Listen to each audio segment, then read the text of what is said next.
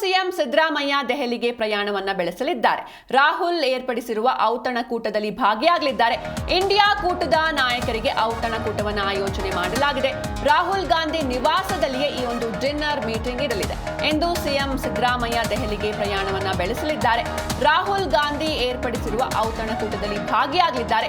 India ಕೂಟದ ನಾಯಕರಿಗೆ ಔತಣಕೂಟವನ್ನು ಆಯೋಜನೆ ಮಾಡಲಾಗಿದೆ. ರಾಹುಲ್ ಗಾಂಧಿ ನಿವಾಸದಲ್ಲಿಯೇ ಈ ಒಂದು ಡಿನ್ನರ್ ಮೀಟಿಂಗ್ ಇರುತ್ತೆ.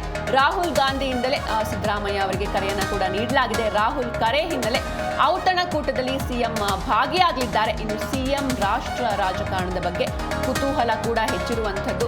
ಹೀಗೆ ದಿಢೀರಾಗಿ ಒಂದು ಕರೆ ಬಂದಿದೆ ಸಿಎಂ ಸಿದ್ದರಾಮಯ್ಯನವರಿಗೆ. ರಾಹುಲ್ ಗಾಂಧಿ ಅವರ ನಿವಾಸದಲ್ಲಿ ಇಂದು ಡಿನ್ನರ್ ಮೀಟಿಂಗ್ ಇರಲಿದೆ. ಹೀಗಾಗಿ ಸಿಎಂ ಸಿದ್ದರಾಮಯ್ಯನವರು ದೆಹಲಿಗೆ ಪ್ರಯಾಣವನ್ನ ಬೆಳೆಸಲಿದ್ದಾರೆ.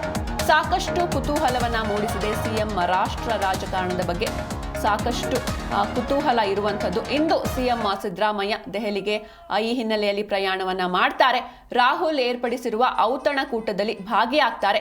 ಇಂಡಿಯಾ ಕೂಟದ ನಾಯಕರಿಗೆ ಔತಣಕೂಟವನ್ನ ಆಯೋಜನೆ ಮಾಡಲಾಗಿದೆ. ರಾಹುಲ್ ಗಾಂಧಿ ನಿವಾಸದಲ್ಲಿ ಅವರ ಮನೆಯಲ್ಲಿಯೇ ಒಂದು ಡಿನ್ನರ್ ಮೀಟಿಂಗ್ ಅನ್ನು ಆಯೋಜನೆ ಮಾಡಲಾಗಿದೆ. ರಾಹುಲ್ ಗಾಂಧಿಯಿಂದಲೇ ಸಿದ್ದರಾಮಯ್ಯನವರಿಗೆ ಈ ಕುರಿತಾಗಿ ಕರೆ ಬಂದಿರುವಂಥದ್ದು. ರಾಹುಲ್ ಕರೆ ಹಿನ್ನೆಲೆ ಇವತ್ತಿನ ಡಿನ್ನರ್ ಮೀಟಿಂಗ್ ನಲ್ಲಿ ಸಿಎಂ ಕೂಡ ಭಾಗಿಯಾಗ್ತಾರೆ. ಇನ್ನು ಸಿಎಂ ರಾಷ್ಟ್ರ ರಾಜಕಾರಣದ ಬಗ್ಗೆ ಕುತೂಹಲ ಕೂಡ ಹೆಚ್ಚಿರುವಂಥದ್ದು. ಏನೆಲ್ಲ ಚರ್ಚೆ ಆಗುತ್ತೆ, ಯಾಕೆ ಡಿನ್ನರ್ ಮೀಟಿಂಗ್ ಅನ್ನು ಆಯೋಜಿಸಿದ್ದಾರೆ, ಈ ಒಂದು ಮೀಟಿಂಗ್ ನ ಮಹತ್ವ ಏನು, ಇದೆಲ್ಲದರ ಕುರಿತಾಗಿ ಸಾಕಷ್ಟು ಕುತೂಹಲ ಹೆಚ್ಚಿರುವಂಥದ್ದು. ಜೊತೆಗೆ ಆಗಸ್ಟ್ 5ನೇ ತಾರೀಕು ಒಂದು ಫ್ರೀಡಂ ಪಾರ್ಕ್ ನಲ್ಲಿ ರಾಹುಲ್ ಗಾಂಧಿ ಅವರು ಒಂದು ಪ್ರತಿಭಟನೆಯನ್ನ ಕೂಡ ಏರ್ಪಡಿಸಿದ್ರು. ಆದ್ರೆ ಮಾಜಿ ಸಿಎಂ ನಿಧನ ಹಿನ್ನೆಲೆಯಲ್ಲಿ ಆ ಒಂದು ಪ್ರತಿಭಟನೆಯನ್ನ ಮುಂದೂಡಲಾಯಿತು. ಇದೀಗ ರಾಹುಲ್ ಗಾಂಧಿ ಒಂದು ಡಿನ್ನರ್ ಮೀಟಿಂಗ್ ಅನ್ನು ಆಯೋಜಿಸಿದ್ದಾರೆ. ಹೀಗಾಗಿ ಸಿಎಂ ಸಿದ್ದರಾಮಯ್ಯನವರಿಗೆ ಕರೆ ಕೂಡ ಬಂದಿದೆ.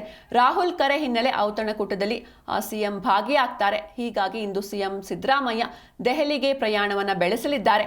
ಇಂಡಿಯಾ ಕೂಟದ ನಾಯಕರಿಗೆ ಈ ಒಂದು ಔತಣಕೂಟವನ್ನು ಆಯೋಜನೆ ಮಾಡಲಾಗಿದೆ. ಇನ್ನು ಸಿಎಂ ರಾಷ್ಟ್ರ ರಾಜಕಾರಣದ ಬಗ್ಗೆ ಕುತೂಹಲ